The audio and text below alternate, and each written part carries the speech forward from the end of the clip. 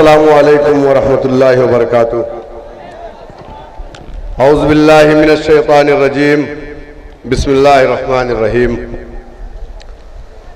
सादुल्ला नगर विधानसभा उतरौला और ज़िला Balrampur all India मजलिस इत्तेहादुल मुस्लिमीन के कौमी सदर नकीब मिल्लत काबिल एहतराम इज्जत माब आली जनाब बैरिस्टर सऊद्दीन ओवैसी साहब का बलरामपुर जिले की जानिब से मैं इस्तकबाल करता हूं।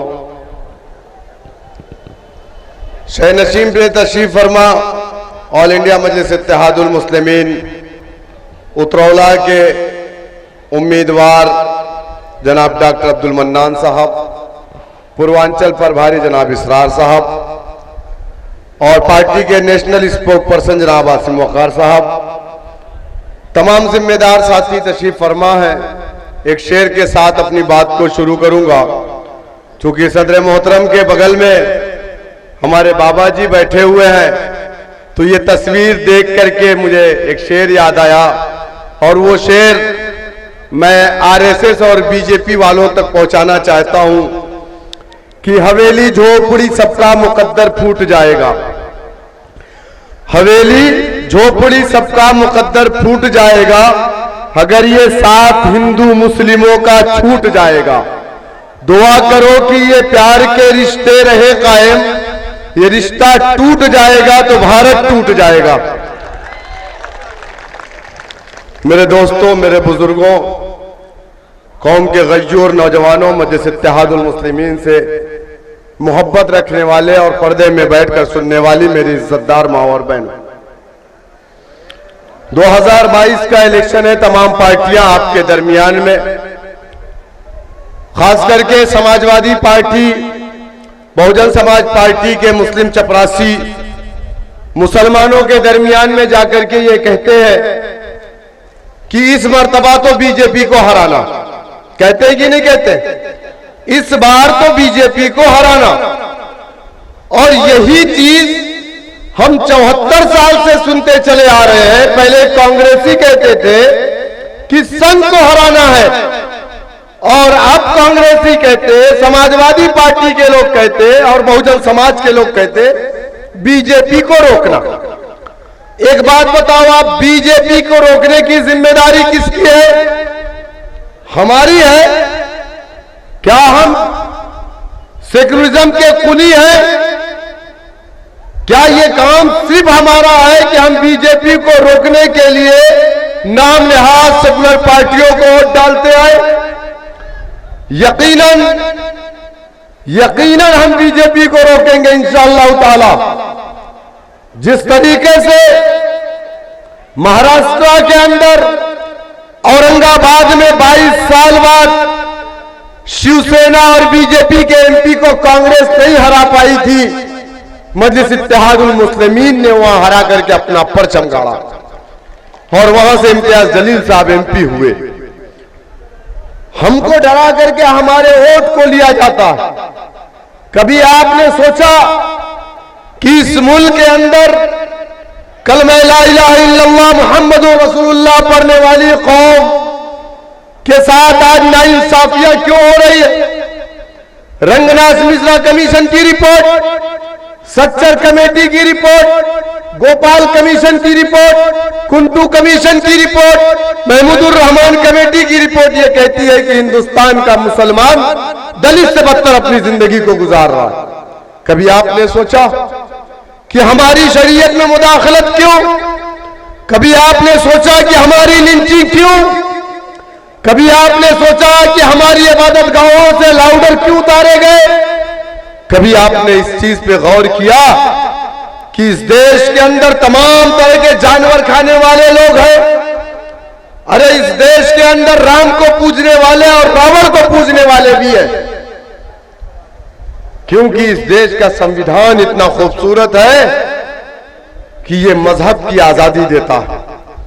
आप अपनी पसंद के खाने खाओ, अपनी पसंद के कपड़े पहनो, अपनी पसंद के देवी देवताओं को पूजो, अपनी पसंद के मजहब को अख्तियार करो।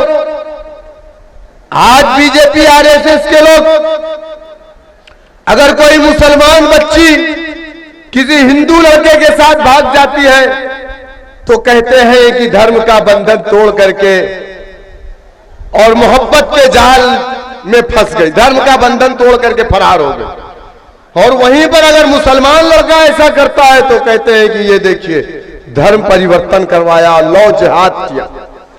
इस तरीके के जो मामलात हमारे साथ हो रहे हैं, कभी आपने सोचा क्यों हो रहे हैं?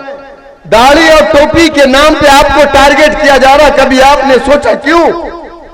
गोश्त के नाम पर आपको मारा जा रहा है, कभी आपने सोचा क्यों? आतंकवाद के झूठे मुकदमे में जेल की सलाखों में डाला जा रहा, कभी आपने सोचा क्यों? नहीं सोचेंगे आप? क्या इस देश में किसी यादव के बेटे की लिंचिंग होती है अब? क्या इस देश में किसी दलित के बच्चे की लिंचिंग होती है अब? क्या इस देश में किसी और धर्म के ऊपर टिप्पणी होती है? क्या इस देश के अंदर किसी और की शरीयत में मुदाखलत होती है? क्यों नहीं होती? आप जानते हैं, क्योंकि इस देश के अंदर बसने वाला हर समाज ने अपना सियासी प्लेटफॉर्म बनाया। क्या आप सोचते हैं दलितों के साथ अन्याय नहीं हुआ? क्या आप सोचते हैं दलितों के साथ जुल्म और ज्यादती नहीं हुई? यकीनन हमसे ज्यादा दलितों के साथ जुल्म और ज्यादती हुई। आजाद हिंदुस्तान में दलितों के गले में मटकी लटकाई गई।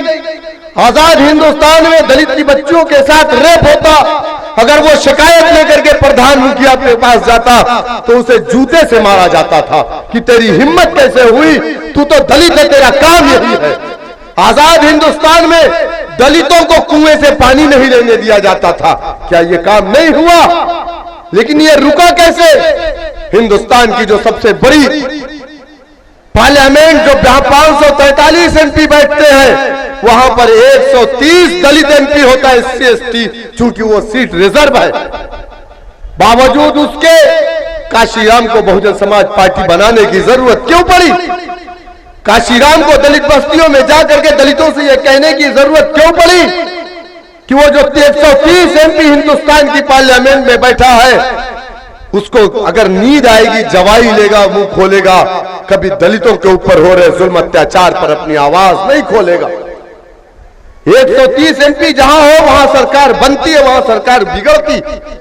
लेकिन बावजूद उसके दलितों ने अपनी पार्टी बनाई, अपना डंडा, अपना झंडा, अपना नेता बनाया। और काशीराम ने कहा दलित बस्तियों में जाके, है मेरे दलित भाई बहनों सुन लो, जब तक तुम एक मरकज़े सियासी पर अपने एक पॉलिटिकल प्लेटफॉर्म पर इकट्ठा नहीं होगे, अपनी राजनीतिक पार्टी नहीं बनाओगे, जब तक तुम्हारी बहन बेटियों के साथ बलात्कार होते रहेंगे। क्योंकि जमहूरियत की सबसे बड़ी ताकत सियासत है, और हमने उसी सियासत को शजरे ममनुआ समझा। जब जब हमने सियासी प्लेटफॉर्म बनाया, हम पर इल्जाम लगाया गया, अरे ये तो बीजेपी की भी टीम है, अरे ये तो बीजेपी की भी टीम है, अरे ईमानदारी से 2.5% ज़कात निकालने वाला बीजेपी का एजेंट हो जाता है। हराम हलाल की जिसके अंदर तमीज नहीं है, वो हौज़े कौसर से नहा करके आया है, वो बीजेपी की भी टीम नहीं। आप बताओ मुझे,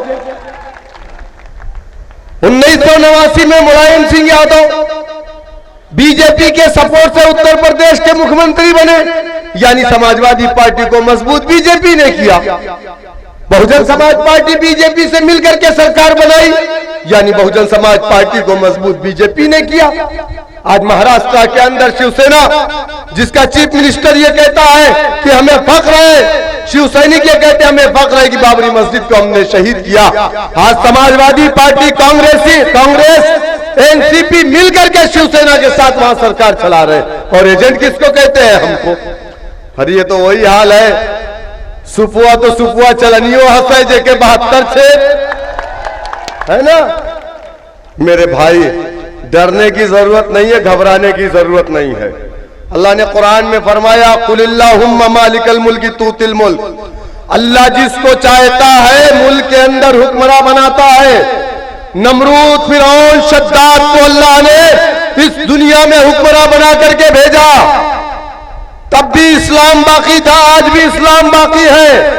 मौजूदा वक्त में भी मिस्ल नमरूद, मिस्ल शद्दाद, मिस्ल फिरौन जैसे लोग हैं, तो इसका ये मतलब नहीं है कि हम उनके सामने घुटने टेक देंगे, बातिल ताकतों से मुकाबला करेंगे।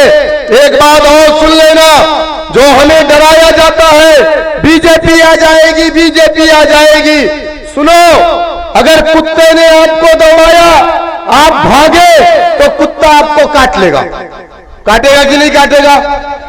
काटेगा ना। अगर पत्थर उठा करके कुत्ते की तरफ पलटोगे तो कुत्ता भाग जाएगा। तो पत्थर उठाना है, कुत्ते को दौड़ा करके मारना है, डर करके भागना नहीं है। इंशाअल्लाह ताला, अल्लाह चाहेगा तो इंशाअल्लाह ताला उतरौला विधानसभा सबसे पहला जो रिजल्ट आएगा उत्तर प्रदेश का, उतरौला विधानसभा से डॉक्टर मन्नान साहब उत्तर प्रदेश की विधानसभा में जीत करके जाएंगे। चूंकि वक्त बहुत कम है, सदर साहब को बोलना है।